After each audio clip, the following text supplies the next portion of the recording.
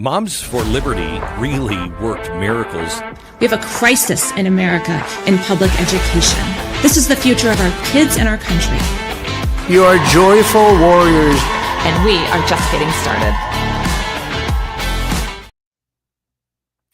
Welcome to the Fire of Liberty show. This is the show where we bring you frontline warriors, moms and dads that are out there fighting in this culture war. They've been forced into this war. Most of them would be much happier to just be doing their jobs, their professions, being a mom or a dad, being home, doing all of the great things of life, not out being social activists. But such is the way America is right now. And so this morning we have a spectacular guest for you. Her name is April Gibson. She's a mom of two, a wife. She's a real estate agent. She's a small business owner. She's a former city council member. She is the chapter chair of Moms for Liberty Bay County. And she is as a finalist this year for the Joyful Warrior Award. Her resume is long and lengthy, and we are excited to have you here this morning, April, and to talk to you a little bit. Thank you for inviting me. This is such an honor. Thank you. How is it being here in the home office? Is it what you expected? It's not what I expected. Honestly, I when I came up, I think we need some more security. Yeah, I do. I think you need some cameras. Yeah. My husband does that. Oh, does he? Yeah. So somebody that works with us thought the same thing a few months ago. I think we have boxes of security cameras in the back room. He dropped them off. You need to put these and install these. Well, they're still in the boxes in the room. But I worry about you guys. We're in an undisclosed location. Nobody knows this address unless they absolutely physically need to be here. So, and there's no signs or anything, and it's very nondescript. We're not in. I love you guys. I just want you to be safe. Thank you. So. Yeah, we keep the door locked. Hopefully you saw that when you came in this morning. Banging on the door. But it is a glass door, so I don't know, the sense of security around here. But we're glad to have you here. Thank you. In the Moms for Liberty home office. For those that are watching, I'm Tina Deskovich, the CEO and co-founder of Moms for Liberty. I'm the host of the Fire of Liberty show, and we come to you every Wednesday morning at 10 a.m. live on all socials. And of course, you can download and follow on Apple and Spotify later. One of the things about April that I think is so interesting is she has a story that I think many moms will be able to relate to. She is a mom, obviously, of two, doing the best she can to make the best decisions for her children.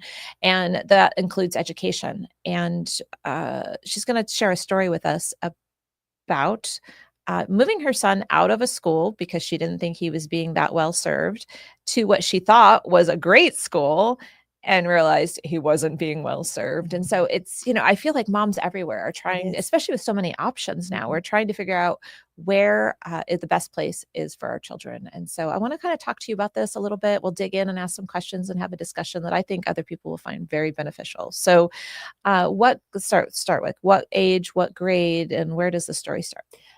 So my kiddos now are 11 and 15. And it's kind of a long drawn out story. So we moved to Bay County in the middle of the pandemic. Before the pandemic. My husband retired from the Air Force, and we bought a home to be attached to what was supposed to be the best public school in Bay County. Which is what parents do all across the country for decades. You want to move, and the first thing you ask your realtor is, where are the best schools? And I don't think can they tell you, because you're a realtor too. They can't tell you, right? We can politely suggest to go on to the good schools and go on the links and research the schools. So there's social, on internet that you can look all that stuff up. But we decided to do that.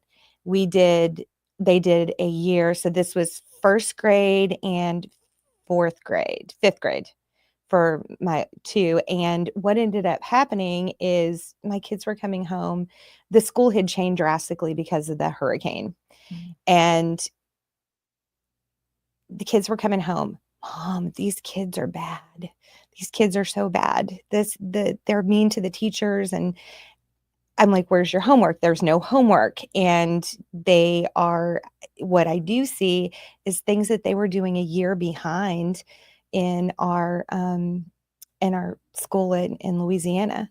And so what I ended up doing is we put them into the lottery and got into the lottery of the best charter school the best school above the public schools in Bay County, and they got in.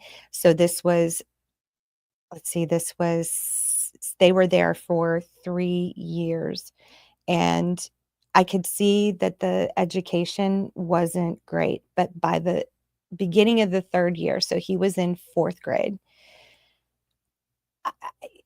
what ended up happening is the school, he was doing great because he had 2 great teachers, the first 2 teachers, but the 3rd teacher, she was brand new, straight out of school. And the year before, when the teachers get together to organize the classes for the upcoming year, and they know the kids, so they're moving them all around. And what ended up happening is, bless her heart, that the brand new teacher got 9 of the, call them disruptive kids, put into her class that were supposed to be for an experienced teacher, and the experienced teacher left. So this brand new teacher came in way out of her element. I don't know that any even 2nd or 3rd year teacher could have handled what was going on. And I thought everything was fine. This kiddo, he's always got great grades. He's a great kid. This kid is, I'm not trying to be biased, but my kid is everybody that meets my sweet baby boy. Coleman's amazing. We love Coleman. He's the best kid. He's so sweet. He has just this great disposition. And, he's friends with everyone. And so never any discipline problems. But by the end of that year in April, we ended up, he was telling me he was having trouble with math. And I'm like, Betty, you're doing great with the test, with your grades and stuff and testing. And he's like, well, I don't kind of understand it. And we go through all of the homework in class. And I'm like, oh, okay, that's interesting. And I reached out to the teacher and I said, can you please give me all of the testing information, like the best test, the fast test, and give me where he's at, because it looks like he's sounding like he's struggling, but it's not showing in the grades.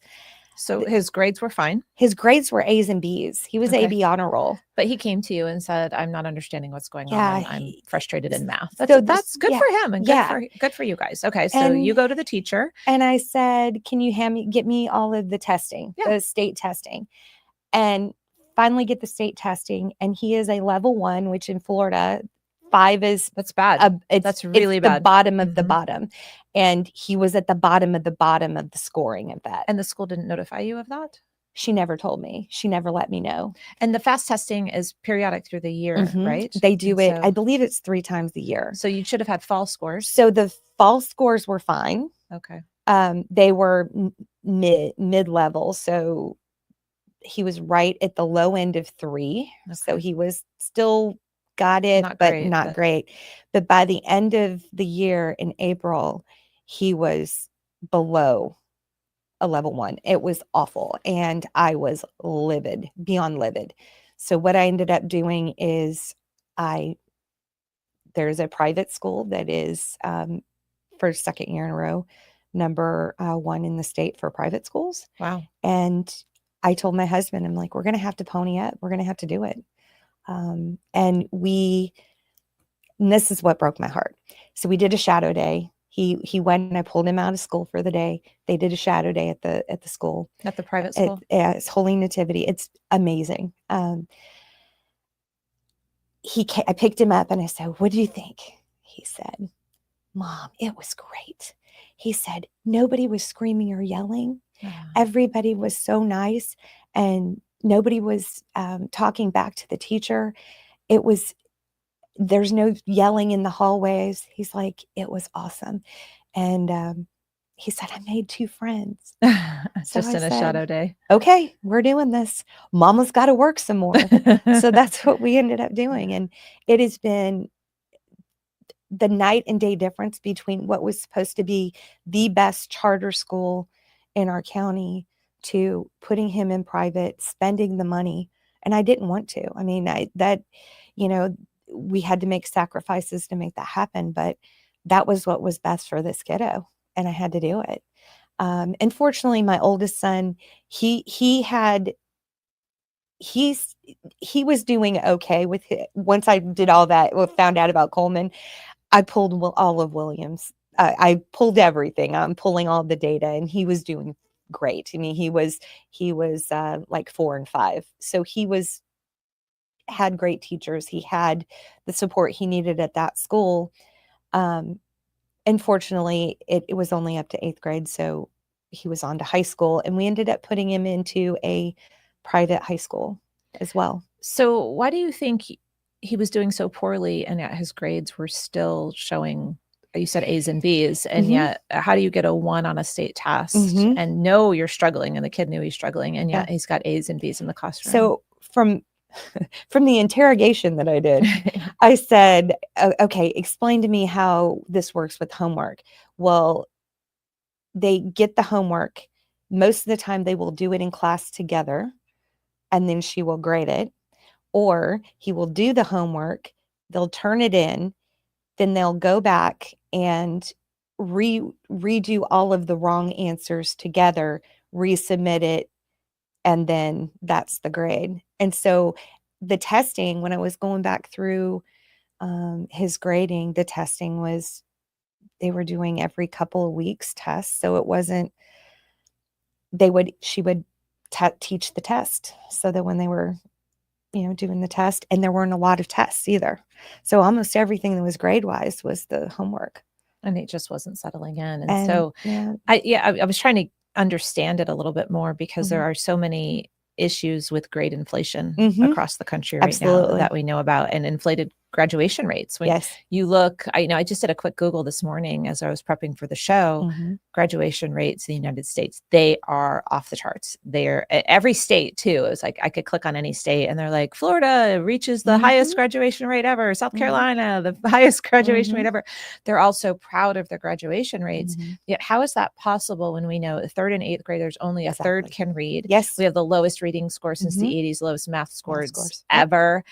We now have civics scores coming out and science scores coming out that 22% of high school seniors can even pass a citizenship test.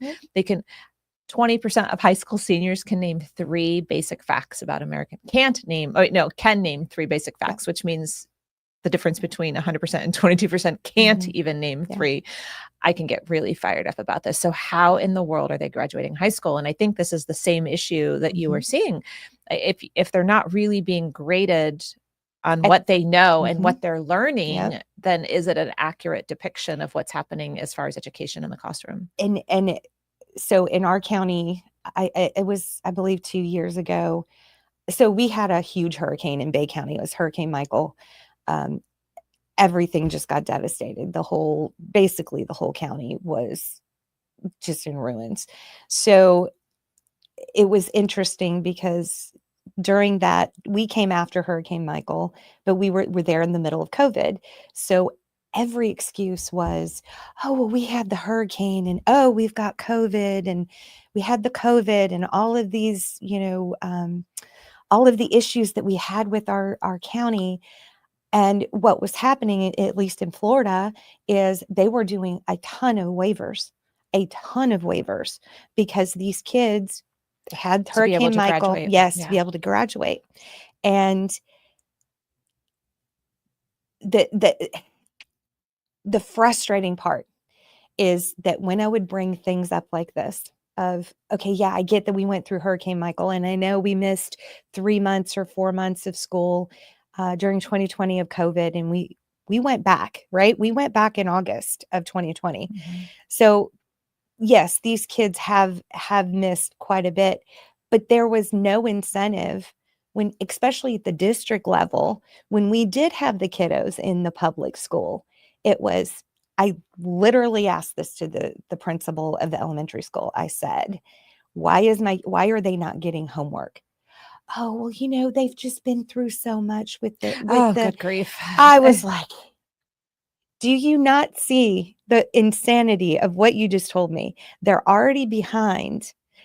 We should be pushing them even harder to catch up. We should be piling on homework. We should be doing everything we can to get these kids caught up. And It's almost Yeah. like the toxic empathy that we're Yes. seeing in the Oh. world now, applied to schools Oh, and they're the academics and victim. education. They're a Yeah. victim, and so Yeah. we can't push them and we can't make them. But Yeah. you're only going to make them into more of a victim if they Mhm. can't read or do math, or Yeah. you push them through graduation. It's I can terrible. see the waivers being a real issue, especially in your county Yeah. with the devastation. And of course, we want to be compassionate Yes. people, but compassion is making sure that they learn. We have we have kids, and I haven't ever pulled the data, but I'd be interested to pull the testing data. These kids, to compare the data of the kids that graduated and what their testing scores are, because one of the things that we got a new superintendent in 23 who has truly done some amazing things and is trying to put the A back in Bay, right?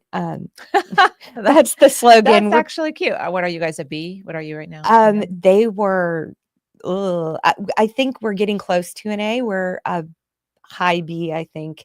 But the one thing that I learned, being on the legislative committee for Monster Liberty, is last year they were talking about changing the scoring on the schools. Of course. And when you look at the scoring, it's not 0 to 100, it's 0 to 60. And so there's already a buffer in there on what they consider an A, which is crazy. I'm not surprised by that. Yeah. You know, my whole journey with getting involved in education was when my oldest son was in middle school, and it was the civics test that woke me up. It was the state civics test. He was a 5, and I thought, smart. Yeah, great kid. Good job, mom. Good job, teacher. You know, we raised someone that can do civics, and it's all wonderful. And a teacher sat me down and showed me, because I was starting to get more and more involved. She's like, you really need to understand these test results. Let me show. She must have heard me bragging about how great my kid was. Yeah. And what I learned was he got about half the questions right. And that made him top in the state. And so this was back when there was FCAT. And but it's not any different now.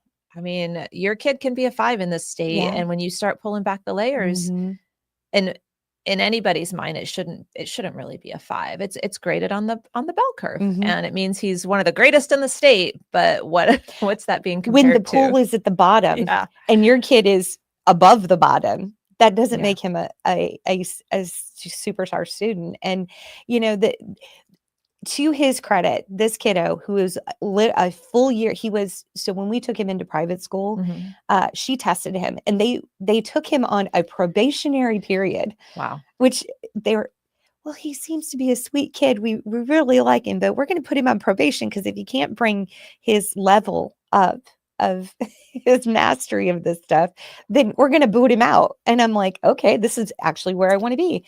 So for 3 months over summer, they said mandatory. You need to get him a tutor. Ponied up and got a tutor. She was amazing. And in those 3 months, he went from being a full year behind to being at grade level. Wow. I think he was going twice a week. And I mean, that to me, our expectations of our children are so far below what they can actually do.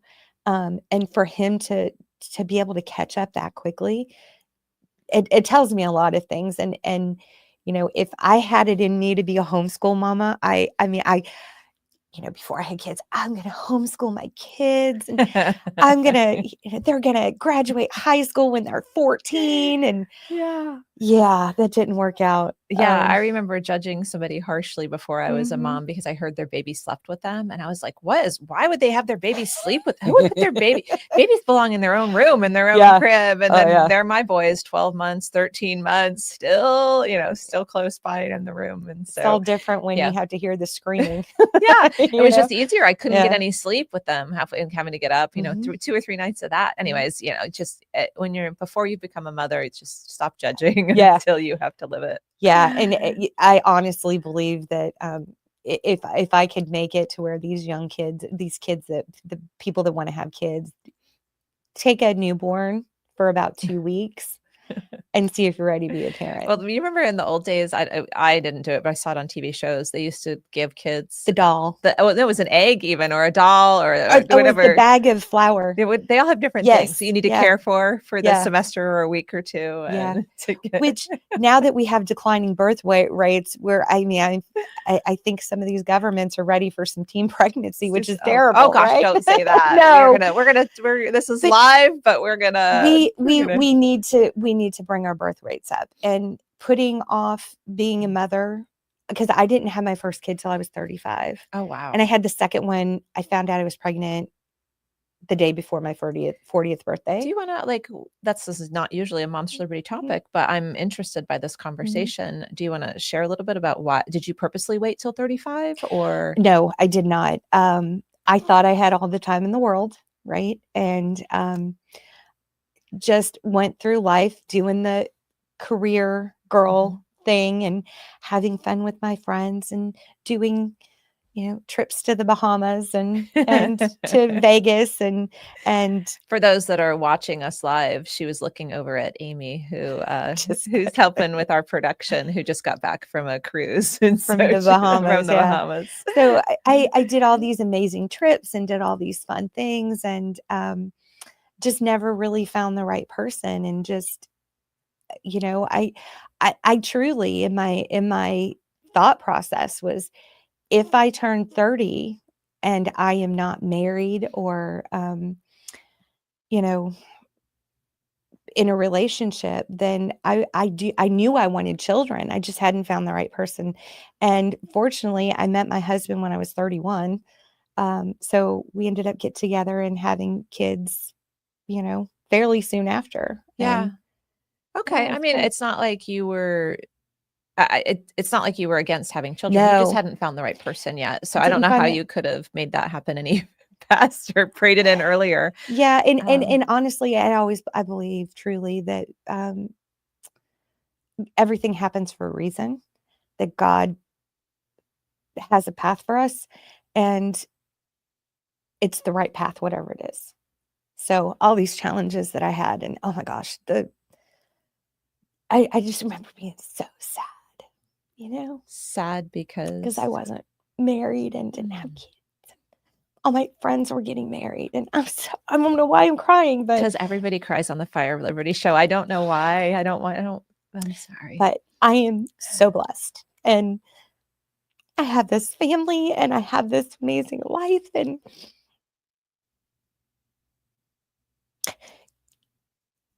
you guys have been Moms for Liberty has been super instrumental in my life. The last 5 years have been, I can't even explain how to have such a purpose. I mean, my kids are my purpose and my family, but seeing what happened in 2020, and I tell people this all the time. Well, why did you run for city council? I had no interest in politics. And you were new to the area. Area, and I really just. You might need another tissue over there. Oh gosh, I can't believe I'm that person crying on TV. So, I saw the election of 2020, and I knew that it was going to be bad. I knew things were going to be bad. And I was so angry, and I knew there wasn't anything I could do on a national level, but I knew I could do something locally. And I mean, I ran hard. I was door knocking and doing all those things. And when I got elected, I got thrown in the pool, and I realized real quick how things work. And wake up call. That was a wake up call. And if every vote is 3-2, you can't make a lot of change. You have to change that administration, right? Yeah. So even though I became one of the extra vote, right, I became the second vote to make the changes that I thought the city that I'm in needed. We were 3-2, and so then my lovely friend Janet Pattison was like, hey, this Let's Moms br- for let's Liberty let's thing. break right here because Okay. it's time to take a break. Okay. And we're with April Gibson. She is the Bay County Chapter Chair of Moms for Liberty and a finalist for the 2025 Joyful Warrior Award, and a mom of two. And I didn't say in the opening, but a military spouse, which also has it's another level of commitment and work there. She's Very a much. business owner, a real estate agent, and an advocate, not only for her children, but for other children. And when we come back from this little short break, we're going to talk a little bit about her role in Moms for Liberty and how she got involved, but also about how she has become an advocate for other children and not just her own children. And so we're going to take the break now. We're going to put up on the screen, I think, a graphic for you from our Sea to Shining Sea events that are coming up in 2026. Amy, is it up? Okay. And so with this, we don't have a video yet promoting Sea to Shining Sea. So this is the best we can do on today's podcast. If you are watching live, you can see the graphic that's up on the screen. Moms for Liberty is excited about America 250. Next year is not only the 250th anniversary of America, it is Moms for Liberty's 5th anniversary. So it's going to be a big year for us. We have a lot of plans. We're working on our national summit plans right now, but we've added 2 additional black tie gala events, and we're calling them Sea to Shining Sea. The first one will be on May 2nd on Ellis Island. We have reserved Ellis Island, the Grand Hall. The whole island is ours, the museum. We're going to put on a black tie gala. We're going to celebrate America's heroes. We're going to celebrate America, Moms for Liberty. And it seems like at the end of the night, we're going to be shooting off fireworks over the Statue of Liberty. So we hope you'll go to momsforliberty.org/America 250, see a lot of the projects we're going to be working on for America 250, including these 2 events. And so that was the first event. The second event will be on June 6th, which is D-Day. And it's going to be in San Diego, Sea to Shining Sea. And it's going to be on the USS Midway. It's going to be a black tie gala honoring Americans' heroes, very focused on World War II. We've had some conversations with Mercury One and Wall Builders so far. We think they're going to bring out their traveling museums of artifacts for both events. The Midway one will have a lot of World War II artifacts out there. And fireworks off the bow of the USS Midway. So we are going big in 2026, and we hope you'll go to momsforliberty.org/America 250 and join us in 2026. Thank you. All right, back to the Fire of Liberty show. Today's guest is April Gibson, and she is the chapter chair in Bay County, Florida. And before the break, we were talking about your experience with your son. And I think what a lot of moms will be able to relate to if they listen to that story, just looking for the right educational environment for them. Kids are unique. Yes. And your struggles, and you have found your place. It's taken some sacrifices in your family and some hard work on your part, but that's what it takes. It does. What I want to talk about now, though, is you have gone from advocate for your children to advocate for other children. And so share with me a little bit about your path of becoming a mentor. So we have in Bay County, we have it's a very amazing program. It was called New Horizons. They've moved buildings and it's now Rosenwald. But they bring the troubled kids in to this school. It's 8th grade through 12th grade.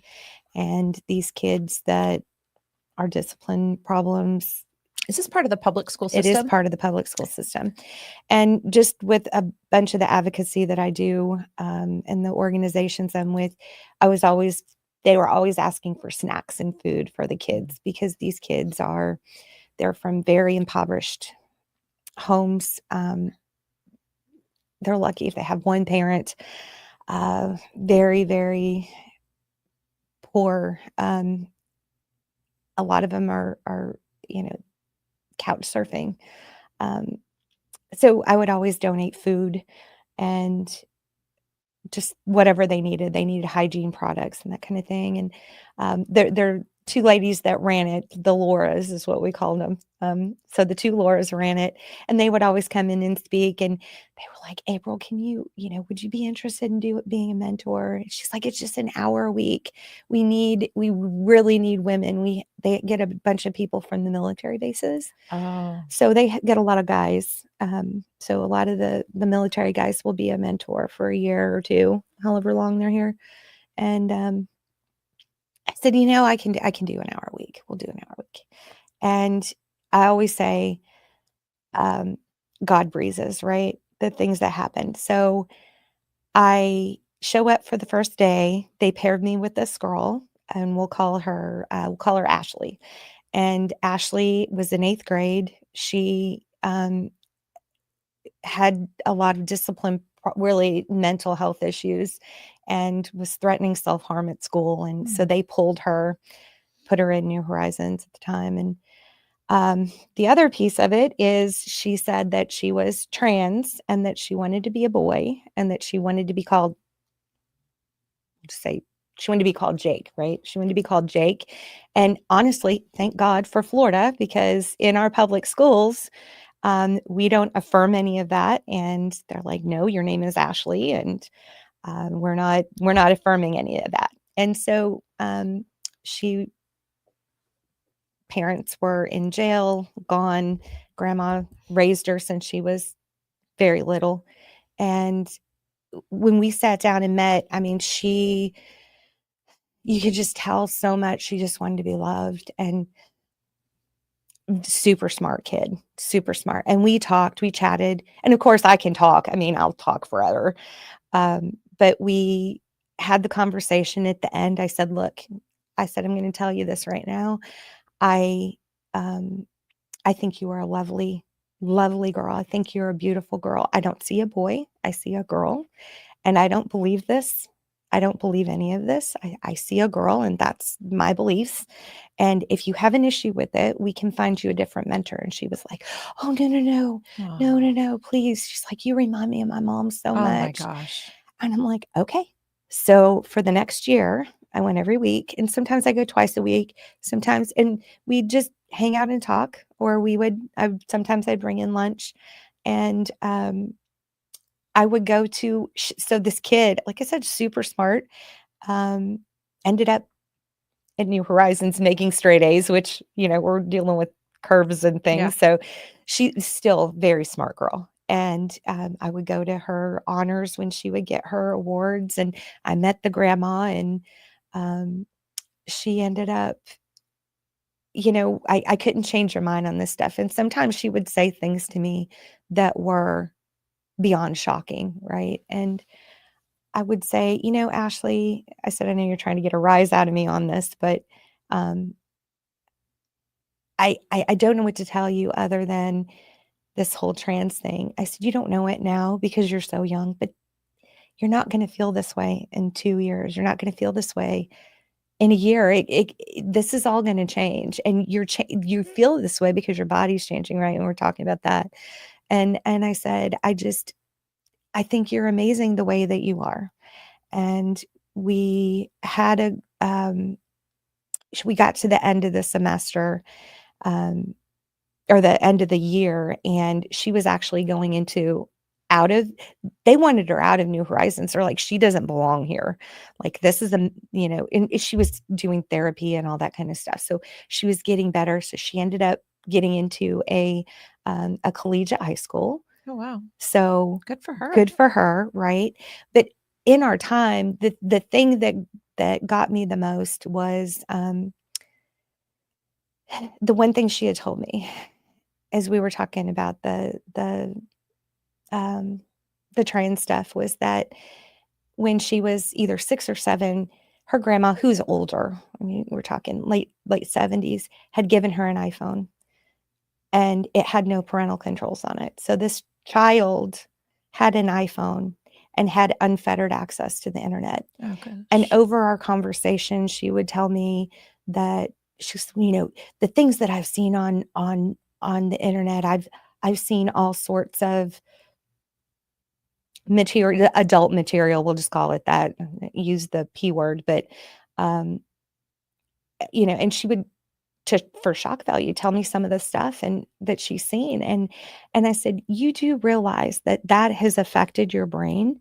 And I said, not only has it affected your brain, you are being rewired on what it is to be a girl, on how to, as a person, be a woman and date or have that kind of relationship with a man. And I said, how much farther did you get into, you're on TikTok constantly. I said that algorithm saw that you were watching all this stuff and then started, she said TikTok was how she got into the whole trans stuff, that she didn't feel right in her body and that she didn't feel like a girl, that she felt uncomfortable being a woman. And I said, this all started from that phone. It all started from the phone and social media and TikTok and Instagram and all the other. And that, it about broke my heart, because I feel like her whole path, and not to fault her grandmother. I mean, her grandma didn't know. And a lot of parents don't realize, like, you cannot give these kids these phones because they are seeing horrific things. And you type in the wrong search thing and you're down a path that you did not mean to go. And we've all done it, right?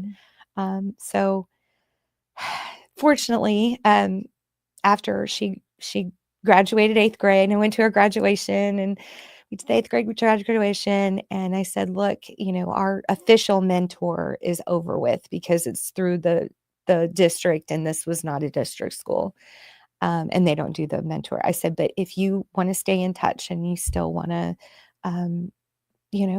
hang out and talk or whatever, she goes, absolutely. So, we every now and then we'll go and have lunch, and I'll text her and call, and she's still down the trans road, right? But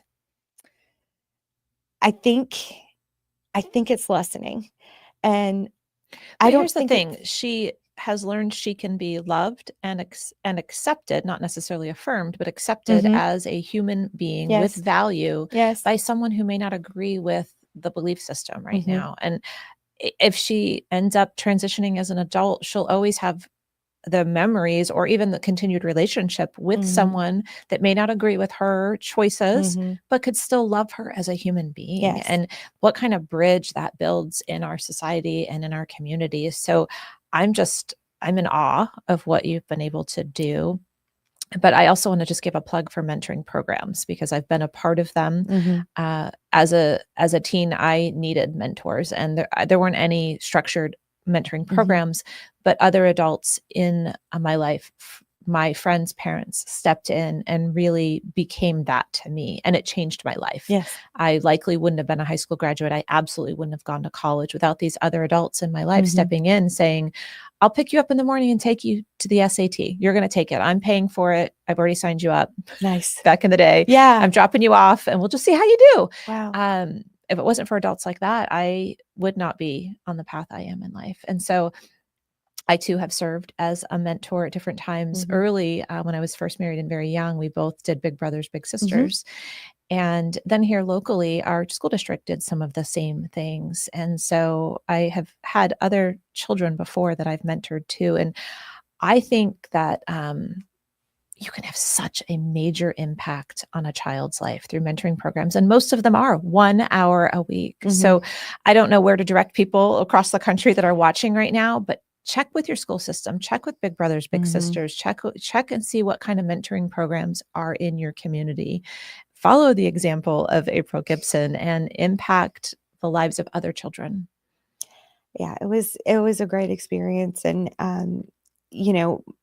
my biggest concern is because she doesn't have anybody else other than grandma, and grandma's has health conditions.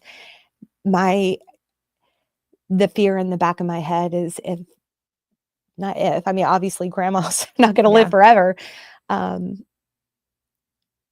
just pray that grandma's going to stick it out and can hang in there until she can graduate and she can become an adult and be able to take care of herself, because I don't know what's going to happen.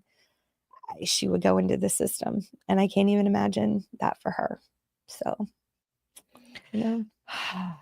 well, we're not going to borrow No. tomorrow's troubles No. and apply them on today, but you will continue to be a steady voice of reason in her life, I do believe. And so my friends' parents that became mentors in my life, I still stay in touch with. That's and wonderful. yeah, they've played a role in my whole life moving forward and my children's life. And so I think it's important. Yeah, I agree. I just,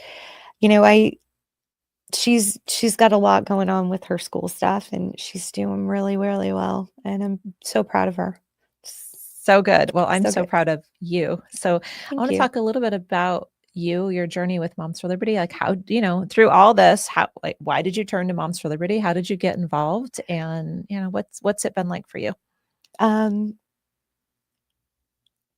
So I was doing the city council thing, and I realized that it wasn't nothing. I couldn't make any changes, not the changes that I felt needed to be made. And I had a friend, Janet Pattison, who was went to an event or a luncheon with at the time Marie was there speaking about Moms for Liberty, and this was early 21. So I remember Marie going to that. We got an email for a request for someone to drive it's like 7 hours all the away. way. Yeah. Yes. And I remember having that conversation with Marie, and I was like, you want to go? Which one of us is going to drive 7 hours? Moms for Liberty was young and new. And we were like, well, if somebody wanted to hear about it, we Yes. wanted to go. Yeah. And I don't know who invited us, but I do remember Marie drew either the long short stick or the short straw. Yeah, it's a haul. It's definitely not an easy drive. But she was absolutely ready to go. She was raring. Janet was, and she was going to all of us, hey, I need 3 more to make the board. And I think she had her vice president, and she was still trying to find a treasurer or a secretary. And I said, I am so busy. I've got so much going on with the kids and all this other stuff and blah, blah, the city council. And I said, if you can't find anybody else, you let me know. And I'll step up. So I open up my Facebook page, and April Gibson is now the secretary of Moms for Liberty on our board to start our new chapter. Right, and I'm pause. Hey, Janet Patterson, if you're listening right now, thank you so much for taking that initiative to voluntold she voluntold us all. Yeah, you're doing it. And you know what? It was honestly the best thing. I could see what was happening in the schools. I could see what was happening, on social media. Everything was just crazy. The stuff with the trans stuff and the indoctrination with the CRT and the social emotional learning. And I didn't even understand what any of that stuff was. You hear these. Nobody does. No. It is, you hear these acronyms, and I would say some people think they do even, but they don't. No, until you go down the rabbit hole. And what really solidified it with me, and we went to this first summit, which was in Tampa, and Ron DeSantis was there. God love him. That was so fun. I feel like we talk about that summit a lot on this show because everyone that was there was nothing like it. It was nothing. You felt so alone in the world in 21, and for all of us to be in one, this was 22 by then, but we felt so alone from 20 till that first summit in 22. And then when Governor DeSantis walked in, I watched him walk in, and even I think he was blown away. We were all fangirling, right? Yeah. We were just the fact that we had the governor at our event said everything, because I don't know that any other governor would have done it, honestly. And at that time in the nation, governor would have brought in like Jay Bhattacharya and the others to talk about the harms of masking and forced vaccine and all of those things so early on. Yep. We know nobody else would, because no one else was doing it. No. Only Governor DeSantis. And every day I thank God we made the decision to move to Florida. Because we made that decision in November of 19, because he had a job offer here. My husband did. Wow. And it was, I just, all during COVID, I'm like, thank God we live here. Thank God we live here. So proud to be a Floridian. So you're at the summit. I'm at the summit, fangirling. And what got me the most was the breakout session with Max Eden. Eden Mhm. and the other I gentleman. think it was Ryan Petty, who's now the Yes. chair of our school board for the state of Florida. Yeah, talking about the Parkland shooting. And the gentleman, the dad, wrote a book called Why Meadow Died. And we all just sat there crying, just Was it crying. maybe we didn't have Ryan? Did we have Meadows' dad? We there had instead? Meadows' dad. I can't remember his name. Did we? It was the dad. Yeah. Okay. And we just sat there bawling. And because just to back up, Ryan's daughter was also murdered in Parkland, our state board of ed chair. Okay. So might have been both of them. Anyway.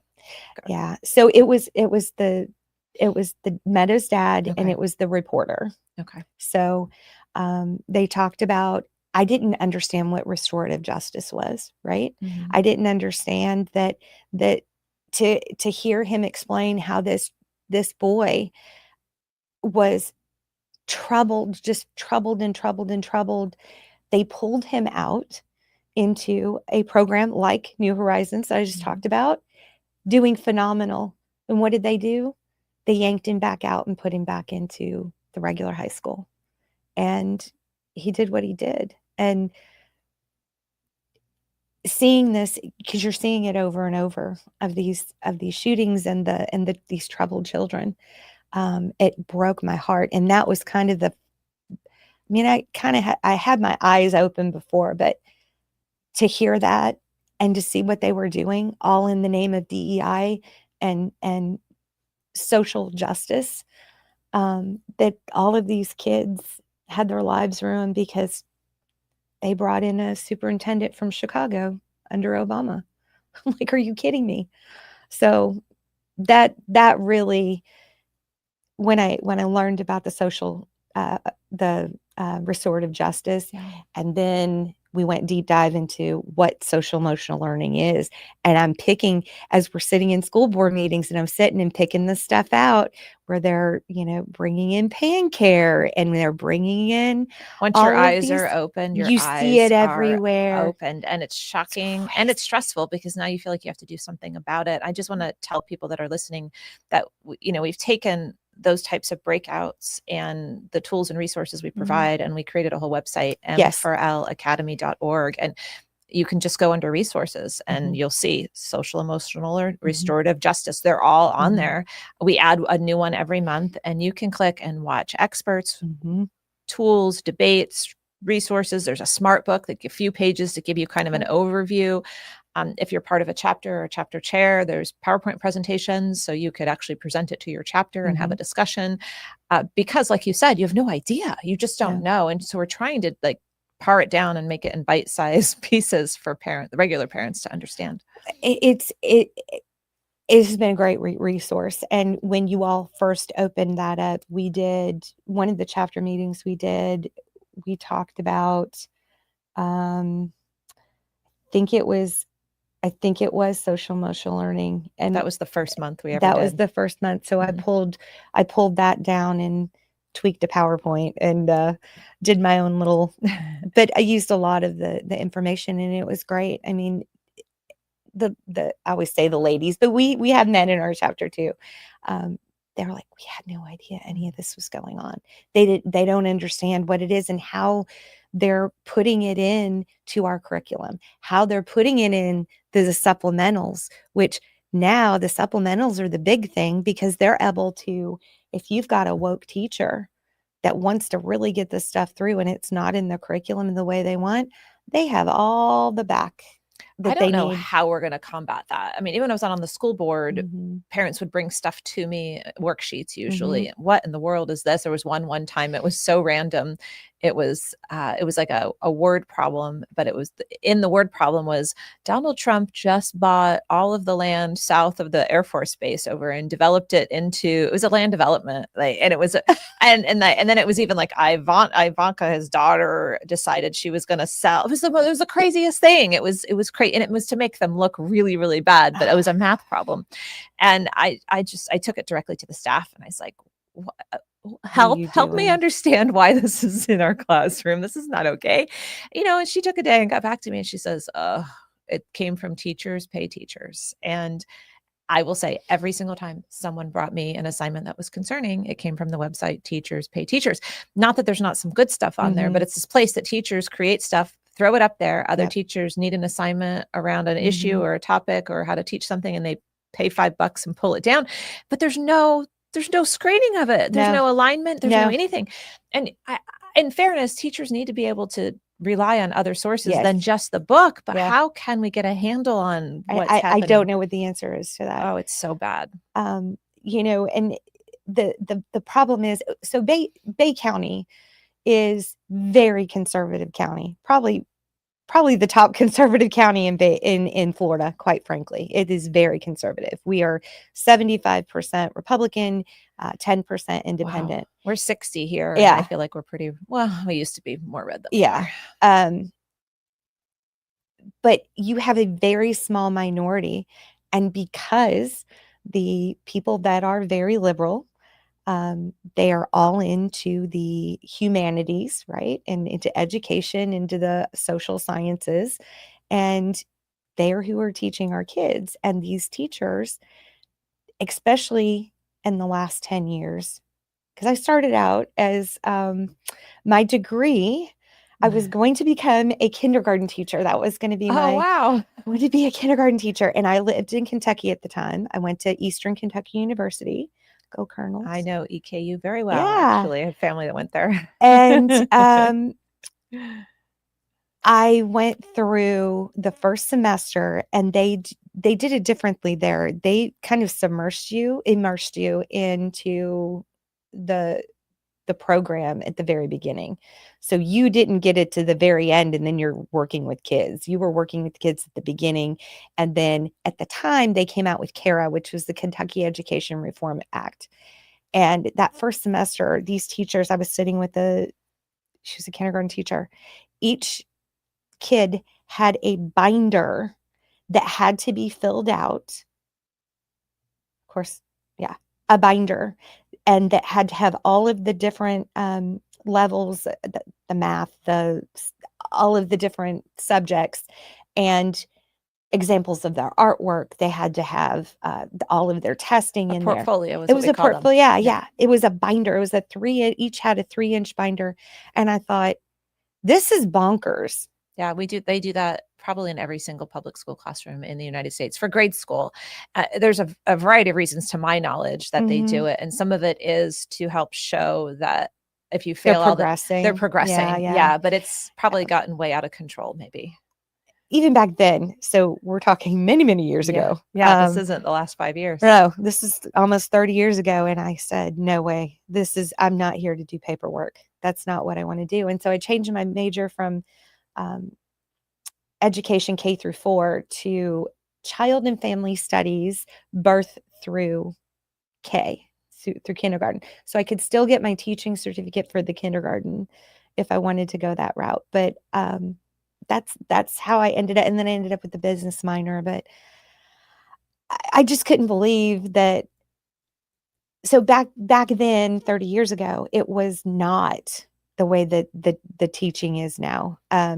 I do remember I did have it was a children's lit class, and it was all the books. So we're talking 1995.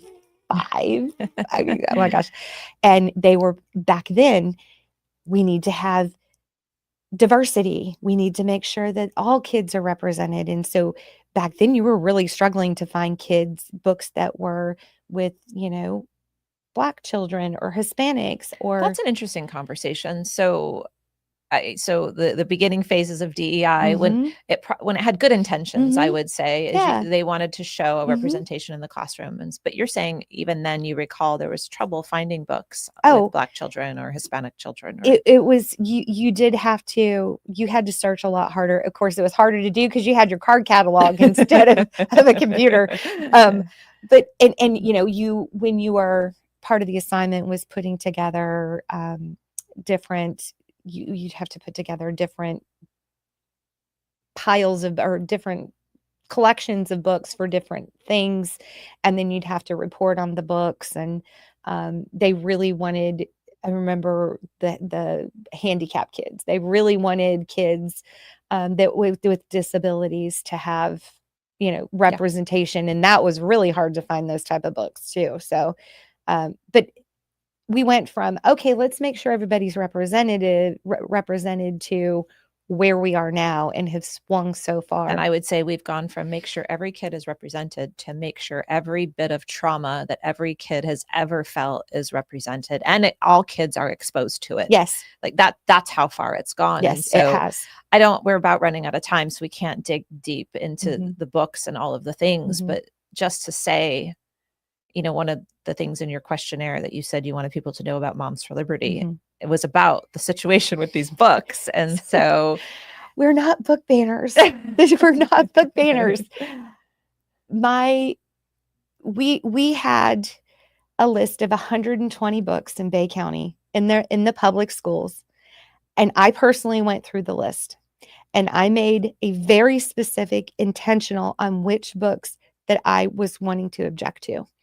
There wasn't any ambiguity there wasn't even about LGBTQ. None of that. What I focused on was, I'm going to say it, porn. I mean, we're talking 4 or 5 pages of graphic sex scenes.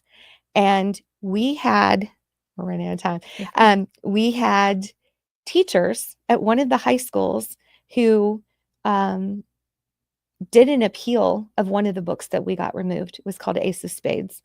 And it was, and I'm going to be very graphic here, earmuffs for all the kids, graphic gay anal sex in a book that was in 8th through 12th grade. This isn't about book banning. This is about pornography and age appropriateness. And we had teachers fighting to keep that book in, and we had a school board member vote to keep that book in. And I can tell you, I'm going to put this out. I will tell you right now, I will do everything I can to make sure that school board member does not get reelected.